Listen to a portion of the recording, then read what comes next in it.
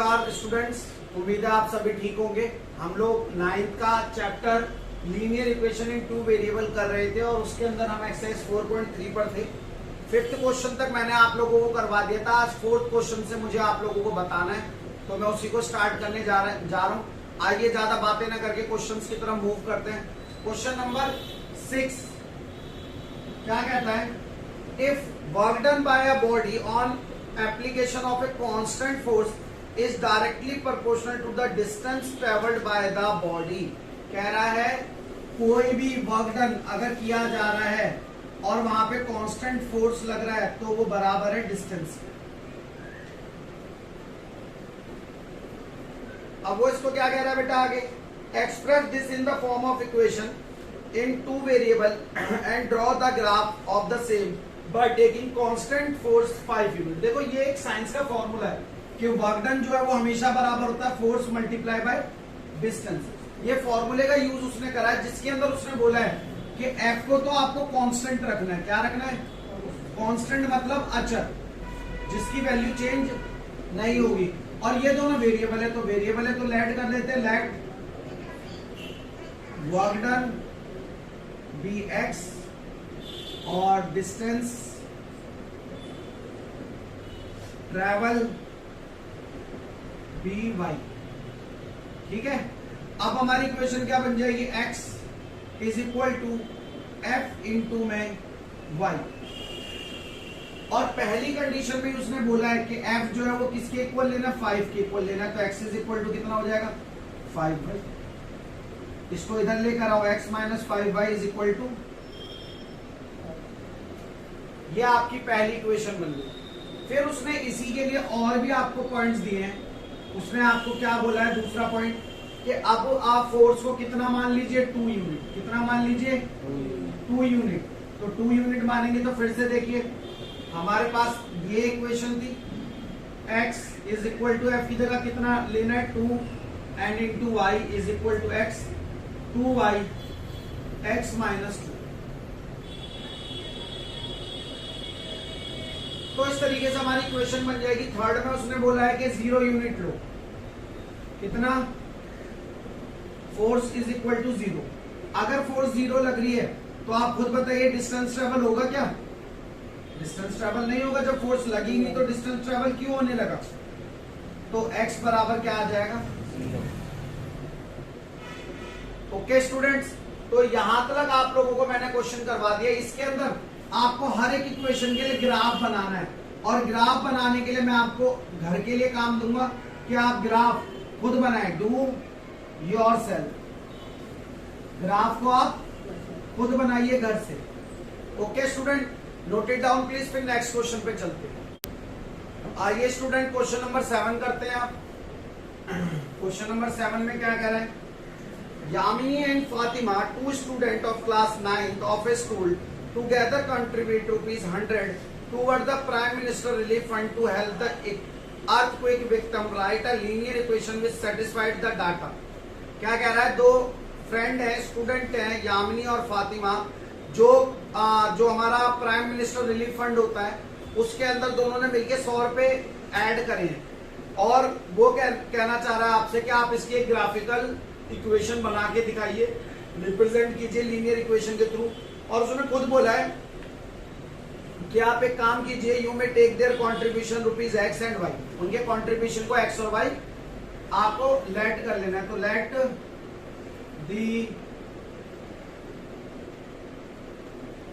Contribution of Yamini, Yamini का contribution कितना है? $x। और let the contribution of Fatima $y। तो अकॉर्डिंग टू क्वेश्चन तो उन्होंने मिलकर ₹100 दिए, यानी कि यामिनी के पैसे जमा फातिमा के पैसे जोड़ोगे तो कितना आना चाहिए? 100। कितना आना चाहिए? इक्वेशन तो बन चुकी। अब उसने बोला इसको ग्राफिकली आप लोगों को रिप्रेजेंट करना है, तो ग्राफिकली मैं करवा चुका हूं, आप लोग खुद करेंगे। हिंट देकर मैं छोड़ रहा हूं, आपको x और y की वैल्यू निकालनी है और उसे ग्राफ बनाना। लास्ट वीडियो में मैंने सिखाया है। ओके, क्वेश्चन नंबर 8 की तरफ मूव ऑन करते हैं बच्चों। क्वेश्चन नंबर 8 में आपको एक इक्वेशन दी हुई है। एक्चुअली ये भी एक साइंटिफिक फॉर्मूला है जिससे आप जो टेम्परेचर, आपको पता है टेम्परेचर की अलग अलग यूनिट होती है, केल्विन, फ़ारेनहाइट, सेल्सियस। तो ये जो फॉर्मूला है फ़ारेनहाइट को सेल्सियस में, सेल्सियस को फ़ारेनहाइट में कन्वर्ट करने के लिए यूज होता है। और ये फॉर्मूला आपको दिया हुआ है और आपको उसने बोला है draw a graph for the linear equation of Celsius as X and Fahrenheit as Y. तो आपको खुद उसने बोला है, आपको लेट करने की जरूरत नहीं है कि सेल्सियस को आप एक्स मानिए और फ़ारेनहाइट को आप वाई मानिए। अब अगर मैं यहाँ पे पुट करूं तो y इज इक्वल टू क्या होने वाला बेटा, 9 ऑब्लिक ये 5 था, x प्लस 30। ये आपकी ग्राफ इक्वेशन, लीनियर इक्वेशन बन चुकी है। अगर आप लोगों को इसका ग्राफ बनाना है तो चलिए मैं कुछ पॉइंट निकाल के इसके दिखा देता हूं। और इस क्वेश्चन का फर्स्ट पार्ट हो रहा है, तो देखिए लेट करेंगे, let x is equal to 0, तो y is equal to 9 oblique 5, x को 0 माना है प्लस 32। जहां पर बच्चों x था वहां मैंने 0 माना था, 0 पुट करो और 0 से किसी को मल्टीप्लाई करो तो क्या आता है, वो नंबर 0 हो जाता है, इसीलिए आंसर कितना आएगा 32।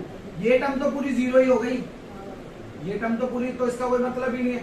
तो जब मैंने x की वैल्यू 0 ली तो कितना आया 32। इसको मैं ऐसे भी बोल सकता हूँ, सेल्सियस में जो चीज 0, जो टेम्परेचर 0 के बराबर है वही फ़ारेनहाइट में 32 के इक्वल आने वाला है। इसका ये इंटरप्रिटेशन भी निकलता है। आगे देखो, अगर मैं लेट कर लू, let x is equal to 5, मैंने जानकर 5 लेट करा है क्योंकि डिनोमिनेटर में 5 है, 5 कैंसिल आउट हो जाएगा तो मेरा ग्राफ इजीली ड्रॉ हो जाएगा, मेरे को दिक्कत नहीं होगी, इसीलिए मैंने 5 लेट करा। x की जगह पे क्या लिखेंगे बेटा, 5 प्लस 32, 5 से 5 कैंसिल आउट हो गया, y बराबर कितना आ जाएगा 9 प्लस में 32, 9 में 32 ऐड ऑन करो 141, तो कितना आया, 5 पर वैल्यू आई 41, 9 2 11 1 80। हाँ, अब एक चीज देखो, यहां से मैंने अभी बताया क्या इंटरप्रिटेशन निकल के आ रहा है। अगर कोई टेम्परेचर सेल्सियस में 5 डिग्री सेल्सियस है तो फ़ारेनहाइट में वही कितना होगा 41 डिग्री सेल्सियस। कितना होगा 41 डिग्री सेल्सियस। पॉइंट्स मैंने निकाल दिए, ग्राफ आप लोग खुद ड्रॉ करें। इसी क्वेश्चन के सेकंड, थर्ड और फोर्थ और फिफ्थ पार्ट करवाते हैं। पहले नोट इट डाउन प्लीज, फिर आगे बढ़ते हैं। क्वेश्चन को ऊपर उतार लेता हूं।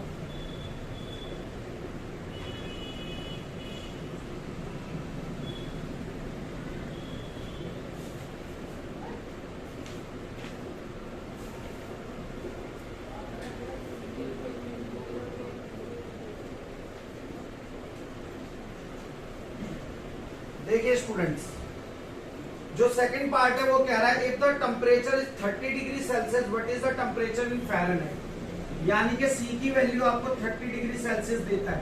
तो आप एक बात बताइए, इसको सॉल्व करना कौन सी बड़ी बात है भाई। जहां पर भी आपका सेल्सियस था वहां पर आपको क्या रख देना 30 डिग्री प्लस 32। आप जानते हो 5 6 कितना होता है, 9 6 बोलो 54 प्लस 32 ऐड ऑन करोगे तो,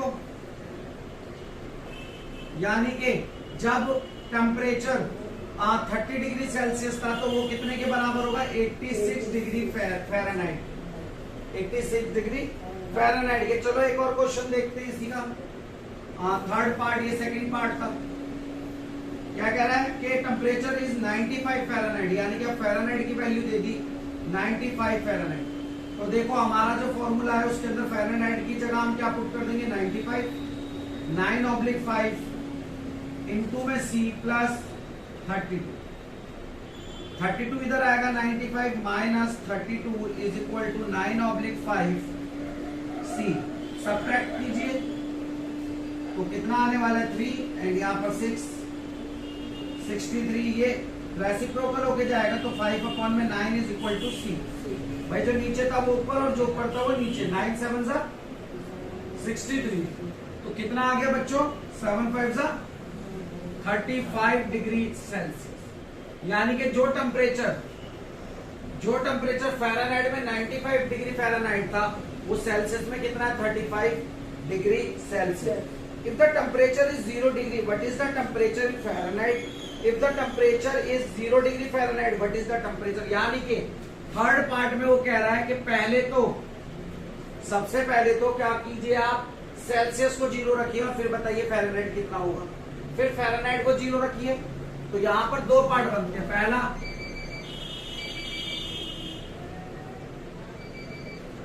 ए पार्ट में क्या होगा, देखो C बराबर 0 मैं पुट करने जा रहा हूं। 9/5 0 + 32। तो F इज इक्वल टू कितना हो जाएगा बेटा 0 + 32। F is equal to 30। यानी कि जब 0 डिग्री होगा तो कितना होगा 32 डिग्री फ़ारेनहाइट। कितना होगा 32 डिग्री फ़ारेनहाइट। अब देखो बी पर क्या कह रहा है, आपकी बार F को 0 रख लीजिए। आप इसको 0 रख लीजिए F को। तो क्या होने वाला है, चलिए F is equal to 0 9/5 C + 32। 32 इस साइड आएगा तो माइनस का 32 is equal to 9/5 C। Cross multiplication कीजिएगा आप तो 5/9 C।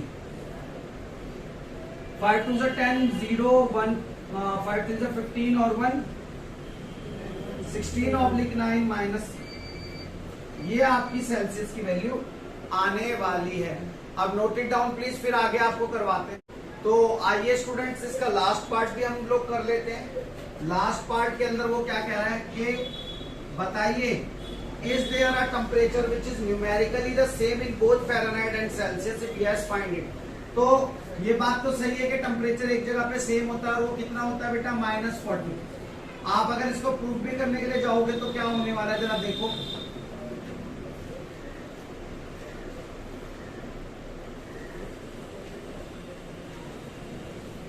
मैंने सेल्सियस को कितना पुट कर दिया -40। कितना पुट कर दिया -40। आप इसको काटोगे 5 8 40। तो F is equal to what 9 8 72। आप सब्ट्रैक्ट करिए कितना मिलने वाला है। तो जब मैंने -40 पुट करा सेल्सियस में तो फ़ारेनहाइट में भी कितना आया -40। यानी कि -40 पर फ़ारेनहाइट और सेल्सियस दोनों ही स्केल्स पर टेम्परेचर की वैल्यू क्या रहने वाली है, सेम। अगली एक्सरसाइज की तरफ बढ़ेंगे बच्चों। एक्सरसाइज 4.4। एक्सरसाइज 4.4। ये एक्सरसाइज और भी आसान है। आपको केवल ग्राफ बताने हैं 1 वेरिएबल और 2 वेरिएबल में। आपको बोला क्या गया है जरा देखिए, give the geometrical representation of the y is equal to 3 as an equation. y जो है इक्वल है 3 के इन 1 वेरिएबल। आपको बोला है उसने ज्योमेट्रिकल, दैट मींस आपको ग्राफ बनाना है 1 वेरिएबल के लिए। आप बचपन से करते हुए आ रहे हो नंबर लाइन का यूज। 0 1 2 3 4 -1 -2 -3 एंड -4। तो 1 वेरिएबल के लिए तो सीधा सीधा 3 यहाँ पुट हो जाएगा। तो y इज इक्वल टू 3 ये पुट हो गया। और ये हमारी एक्सिस कौन सी है, ये हमारी y एक्सिस। लेकिन 1 वेरिएबल में आप नहीं भी लिखोगे तो कोई बात नहीं है।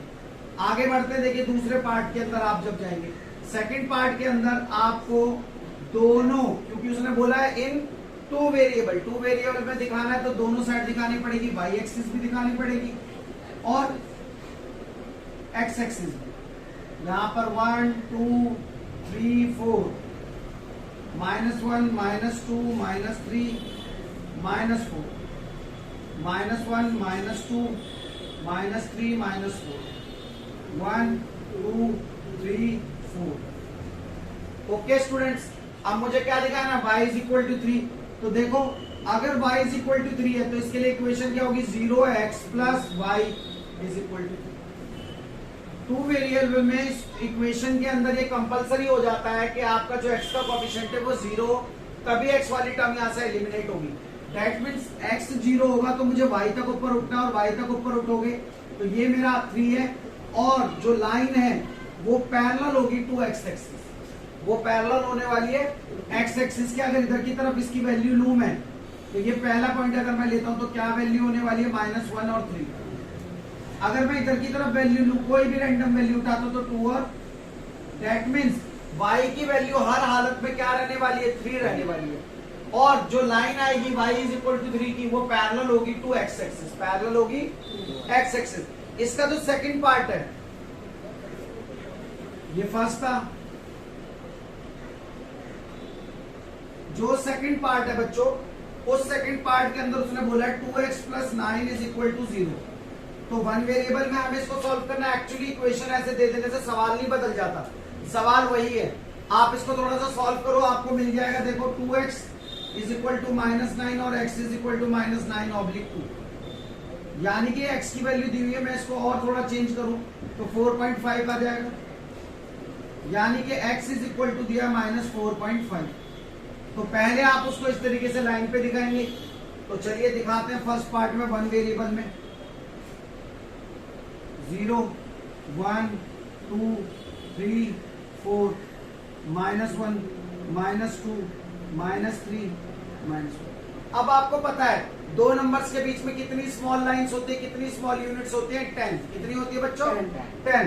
तो ये तो माइनस की साइड जा रहा है, माइनस की साइड जाएंगे और -4 से कितना आगे बढ़ेंगे? 5, यानी कि मिड में जो एकदम लाइन होगी वहां पर ये पॉइंट हमारा रिप्रेजेंट होने वाला है।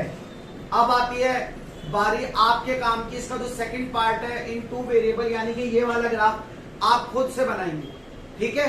इसको ट्राई करेंगे और आपको बता दूं, क्योंकि x की वैल्यू दी हुई है तो जो लाइन ड्रॉ होगी वो y एक्सिस के पैरेलल होगी। क्या होगी बेटा? अगर y का दिया है तो x के पैरेलल और x का दिया है तो y के पैरेलल। इसी के साथ आपका ये चैप्टर खत्म हो चुका है। मैंने अपनी तरफ से पूरी कोशिश की आपको समझ में आए। फिर भी कोई अगर डाउट रह जाता है, आपको कुछ भी पूछना है, तो you feel free for asking any type of doubt and questions. मैं उसके लिए अपने सभी links, all kind of links, Telegram, WhatsApp, Gmail और अपना क्या बोलते हैं फेसबुक आईडी वगैरह, सभी वहां पे आप लोगों के लिए डिस्क्रिप्शन में डालता हूं। वहां से आप मुझसे अपने डाउट्स पूछ सकते हैं। इसी के साथ पढ़ते रहिए, मस्त रहिए, स्वस्थ रहिए। मिलते हैं अगले चैप्टर 5 के साथ और उसको करवाएंगे बहुत अच्छी तरीके से। तब तक के लिए जय हिंद, जय भारत।